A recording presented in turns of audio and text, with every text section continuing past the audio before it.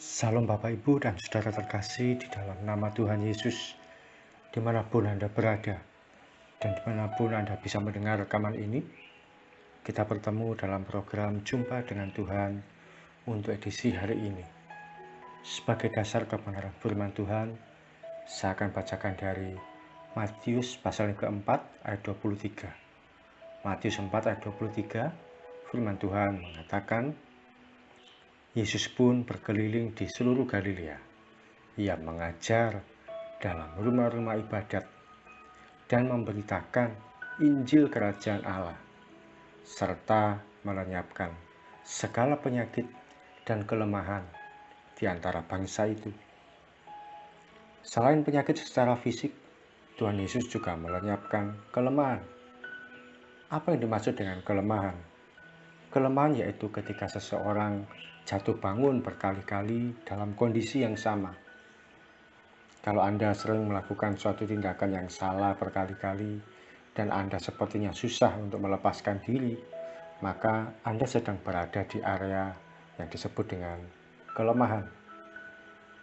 Ada orang yang kelemahannya dalam penggunaan uang. Setiap dipercaya uang selalu terpakai dan kesulitan untuk menggantinya. Akibatnya, dia menjadi terjerat hutang ke sana kemari. Ada orang yang kelemahannya mudah emosi. Kalau ada yang tidak disuka, situasi tidak disenangi, dia mudah marah dan mengumbar emosinya secara tidak terkontrol. Dia marah secara verbal, kata-kata, ataupun meluapkan emosinya di media sosial, dituliskan di status WA, Facebook, dan sebagainya. Apakah ada di antara Anda yang seperti itu? Ada seorang yang kelemahannya secara seksual, mudah sekali jatuh kalau dihadapkan pada rangsangan seks. Yesus pernah bertemu dengan seorang perempuan Samaria yang pernah menikah beberapa kali, dan bahkan pasangannya yang terakhir mereka hidup bersama di luar nikah. Kalau istilah sekarang disebut dengan 7-Eleven, atau banyak orang menyebut dengan istilah kumpul kebo. Tapi ketika bertemu dengan Tuhan Yesus, hidupnya diubahkan. Dia menemukan mata air yang tidak berhenti mengalir di dalam jiwanya. Mata air yang memuaskan jiwanya, lebih dari hasrat seksnya yang begitu menggebu-gebu. Ada orang yang kelemahannya susah untuk berkata jujur. Setiap ada kesempatan, dia akan berkata bohong. Kebohongan itu untuk menutupi perbuatannya, membenarkan kesalahannya, dan menjadi kebiasaan yang susah untuk dihilangkan, sehingga menjadi sesuatu yang dia anggap wajar. Yakub adalah seorang penipu yang ulung. Ayahnya ditipu, kakaknya ditipu, pamannya ditipu. Tapi ketika dia mengalami perjumpaan dengan Tuhan, dia tidak lagi disebut Yakub. Namanya diubahkan menjadi Israel, artinya tentaranya Tuhan, God's Army. Perjumpaan dengan Tuhan akan selalu mengubah sifat dasar atau karakter seseorang dari yang penuh dengan kelemahan menjadi kehidupan yang penuh dengan buah-buah roh. Orang menjadi sabar, penuh kasih, sukacita, suka memberi, baik, mudah mengampuni, dan bisa menguasai diri. Paulus yang mudah emosi, garang, dan suka membunuh, suka sekali bertentangan dengan orang-orang yang berbeda pendapat dengan dia. Hatinya diubahkan menjadi seorang yang lembut dan penuh dengan belas kasihan pada orang lain.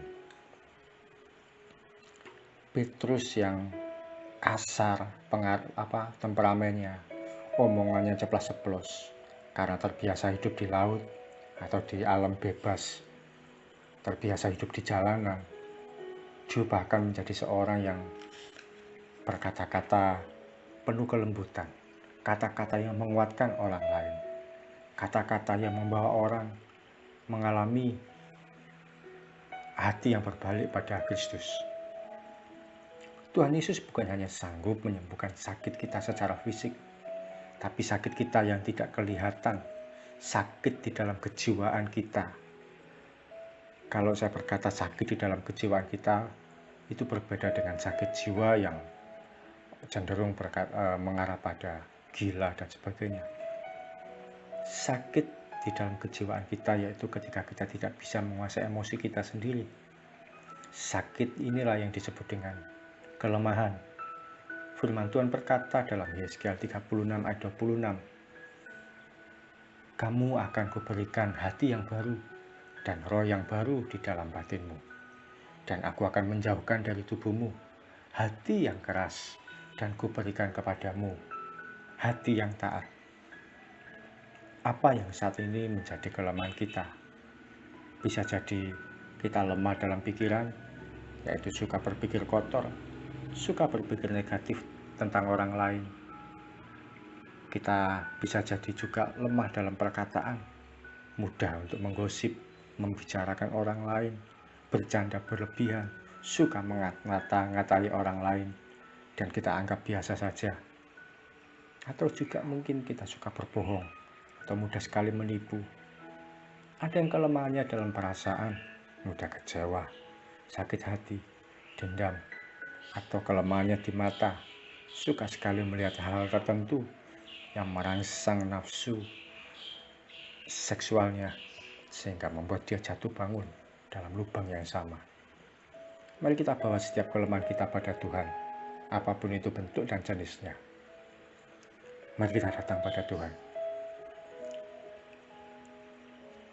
Tuhan Yesus, kami bawa kepadamu kehidupan kami. Kami bawa kelemahan kami yang selama ini melekat dalam jiwa kami. Apapun itu, kelemahan kami berupa kebiasaan-kebiasaan buruk yang kami nikmati dan seakan tidak bisa lepas daripadanya. Hari ini kami akui kelemahan kami. Bapak Ibu Saudara yang merasa memiliki kelemahan-kelemahan tertentu yang mengganggu dan itu bertentangan dengan firman Tuhan, silakan sebutkan. Hari ini Tuhan, kami akui kelemahan kami. Bapak Ibu sebutkan ada 2 atau 3. Silakan dalam waktu yang singkat disampaikan kelemahan Anda. Ya.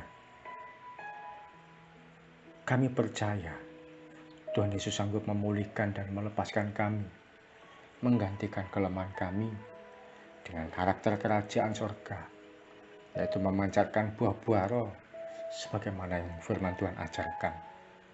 Hari ini kami percaya kuasa Roh Kudus sudah mengubah hidup kami, melenyapkan kelemahan dan kebiasaan kami yang salah, dan mengubah karakter kami yang liar menjadi hidup berkenan sesuai dengan firman Tuhan. Dalam nama Tuhan Yesus. Amin. Selamat hidup dalam karakter yang baru sesuai dengan firman Tuhan, menggantikan segala kelemahan kita, menggantikan segala sifat dasar kita, menggantikan segala watak kita, menjadi hidup yang benar sesuai dengan firman Tuhan ajarkan. Salam dari saya, Oki Harjo dan Mitsubah Ministry. Tetap setia sampai garis akhir. Tuhan Yesus memberkati.